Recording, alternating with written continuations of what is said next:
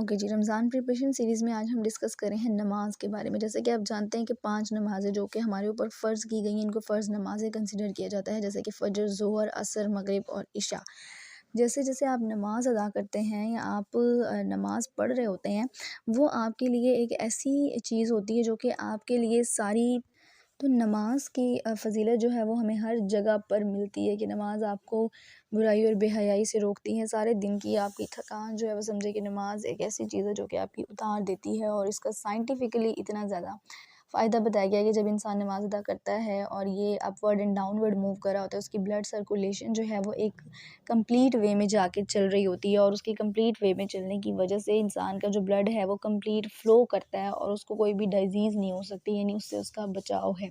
इसी तरह वज़ू जब इंसान करता है तो वज़ू से इंसान की जो है वो अंदर तक पाकी छा जाती है, जिसकी वजह से उसको किसी भी डिज़ीज़ से बचने का एक ज़रिया मिल जाता है, जो कि थ्रू दी नमाज है। तो नमाज की अहमियत हमेशा से ही टॉप ऑफ द लिस्ट रही है, और इसके बारे में कुरान पाक में भी इतना सख्त अल्फाज में ज़िक्र कर दिया गया है कि वो आयत आपने देखी होंगी, मोस्टली स्क्रॉल कर रही होती हैं आपके हर सोशल साइट्स के ऊपर। ये पूछा गया कि तुम्हें जहन्नुम में क्या चीज़ ले आई, और वो कहेंगे कि हम नमाज नहीं पढ़ते थे। यानी कि वो लोग जो नमाज अदा नहीं करते या फिर अपने आप को ये समझते हैं कि हम जानबूझकर नमाज अदा नहीं कर रहे हैं और अजान हो रही है और हम आराम से घर में बैठे हुए हैं, वो इन चीज़ के बारे में सोचें कि क्यों हम ऐसा नहीं करें। सबसे पहला सवाल जो कि आपके मरने के बाद आपसे होना है वो नमाज का है। तो आप उसी में ही अगर इतनी कोताही कर रहे हैं तो आपके बाकी काम कैसे संवर सकते हैं। अगर आप अल्लाह ताला का काम नहीं करेंगे तो आप ये कैसे अज्यूम कर सकते हैं कि अल्लाह ताला आपका काम करे, हालांकि उसके बावजूद भी वो इंसान को अकेला नहीं छोड़ता, वो इंसान के काम कर रहा होता है। कभी भी अल्लाह ताला ने ऐसा नहीं कहा कि इस बंदे ने आज नमाज नहीं पढ़ी है तो मैं आज इसको जो है वो कोई भी नेमत से नहीं नवाजूंगा, क्योंकि आज इसने नमाज अदा नहीं की। वो ऐसा कभी नहीं करता, लेकिन बंदे को इस चीज़ का एहसास करना चाहिए कि अगर अल्लाह ताला ने उसको एक चीज़ उसके ज़िम्मे पे लगा दी है तो वो उसको क्यों कंप्लीटली फुलफ़िल नहीं कर रहा है, या आपकी नमाज़ में कितनी देर लगती है। इतनी देर आप वैसे एक-दूसरे के साथ बातचीत करने में भी गुज़ार देते हैं या मोबाइल स्क्रॉलिंग में भी गुज़ार देते हैं, तो उसमें अगर हम एक नेक अमल नमाज का जो कि हम पे फ़र्ज़ है, जिसकी कि हमें कोई माफ़ी नहीं मिलनी, इवन कि अगर आप बहुत ज़्यादा बीमार हैं तो आपको ये हुक्म दिया गया है कि आप इशारों में नमाज़ अदा करें, यानी कि उस सिचुएशन में भी आपकी नमाज की माफ़ी नहीं है। तो फिर आप लोग नमाज में कोताही किस लिए कर रहे हैं, जिसमें कि बिल्कुल आपको नमाज को बीमारी की हालत में भी माफ़ी नहीं दी गई, तो आप लोग तंदुरुस्ती की हालत में उससे किस तरह से कोताही बरत सकते हैं। इस चीज़ के बारे में थोड़ा-सा सोचने की ज़रूरत है। ख़ैर, नमाज़ की अहमियत से रिलेटेड या नमाज़ में किस तरह से आपने पढ़नी है, या नमाज़ की कितनी रकात हैं और किस नमाज़ को कितना स्पेशलाइज़ किया गया है, इसके बारे में सारी डिटेल्स आपको इंशाल्लाह इसी यूट्यूब चैनल से मिल जाएँगी,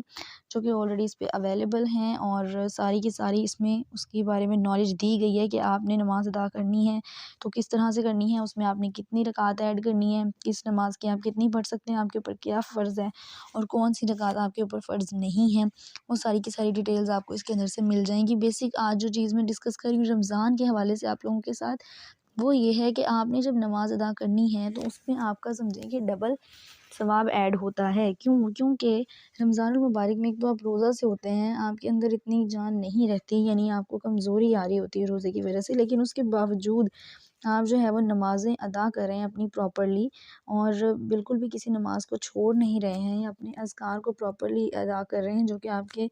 गिर्द जो है वो एक बकेट बना देते हैं, ताकि शैतान जो है वो आपके ऊपर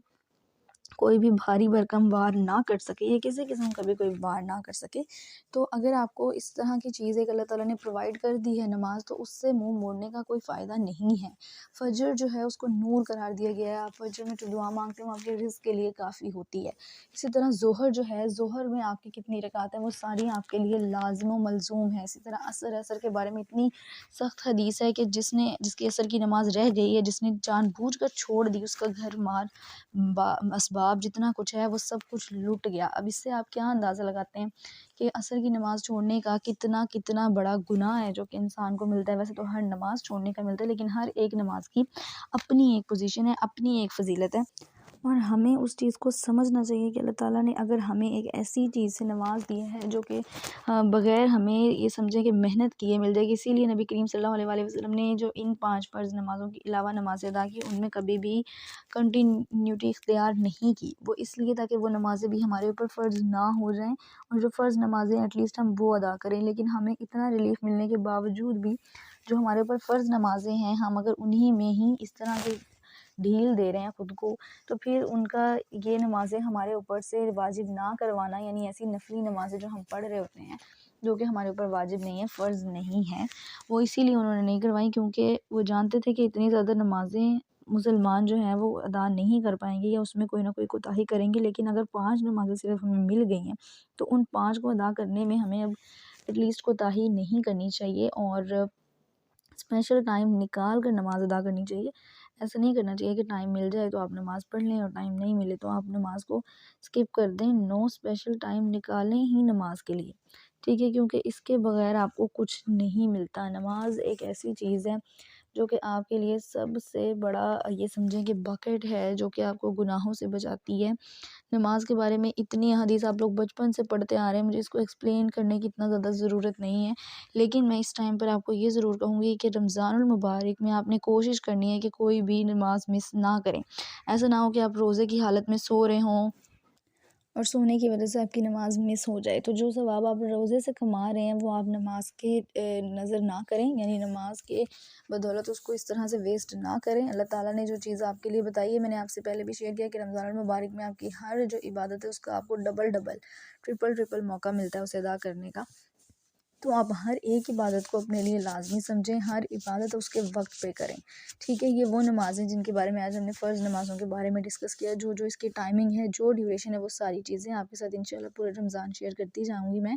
और इसके साथ साथ आपको मैं वो लिंक्स भी इंशाल्लाह शेयर कर दूँगी जिसमें कि कंप्लीट वे बताई गई है कि आपकी कितनी नमाज़ें हैं, उनकी क्या वे है, किस तरह से आपने उनको अदा करना है और किस तरह से आप उसके अंदर चेंजिंग कर सकते हैं, कुछ सूरतों में चेंजिंग कर सकते हैं या आप दुआ की जगह पे क्या दुआ मांग सकते हैं। बहुत सारी ऐसी चीज़ें जो नमाज के लिए ज़रूरी हैं कि नमाज किस तरह पढ़नी है, उसकी टर्म्स एंड कंडीशंस क्या हैं, वो सारी की सारी इंशाल्लाह आपको मैं